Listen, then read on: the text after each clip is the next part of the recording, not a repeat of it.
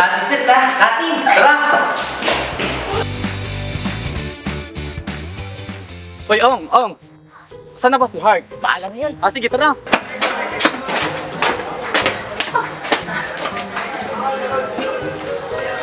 Uy, boy. Nakakapagod talaga, boy. Yusim na tayo, boy, oh.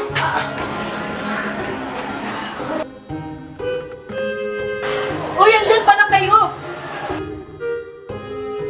Uy, Hart, saan ka ba galing? Muntik kasi ako mahuli ni Ma. Tagal mo kasi eh. Muntik na nga akong inutusan.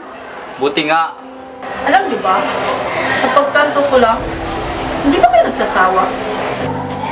Uy, Heart, ikaw ba yan? Kapag tanto ko lang kasi na parang gusto ko lang magbago. What if mga pare, kapag aaral tayo mabuti, baka magiging academic achiever ng kaya tayo. Tapos matutupad ko na rin yung magiging magaling na pulis. No? Oo. Ikaw bro, anong gusto mong pag nakita? Oo, gusto ko. Siman lang. Weh, siman ba yan? Babae. Tara, pasok lang tayo para masunod natin ang ating pagbabago. Sabi pa nga ni Dr. Rizal na ang kabataan ang siyang pag-asa ng bayan. Let's go!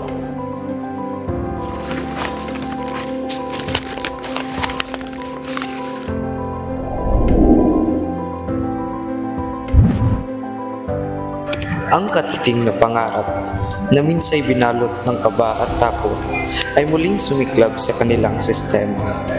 Imbis ay husgahan ng karamihan, ay mas pinili ng ilan na tayo ay gabayan.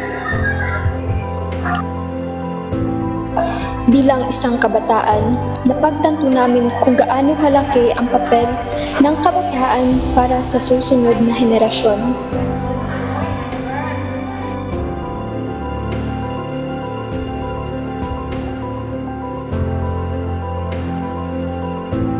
For me, ma'am, if I listen carefully in your class, siguro,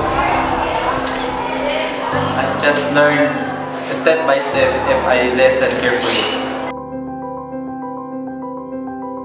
Okay, very good. You get a perfect score. Thank you, ma'am. So, perfect score also.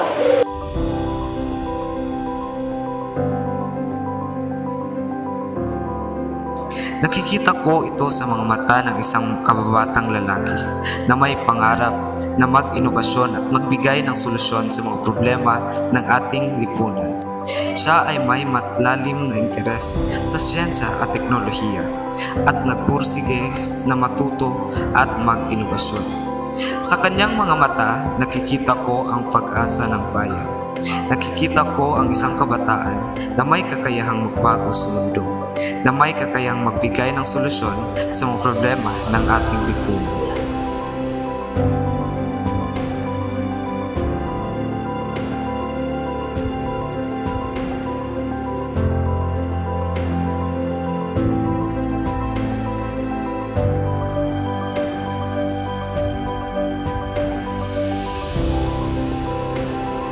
Sa mga mata ng kabataan, nakikita ko ang pag-asa ng bayan.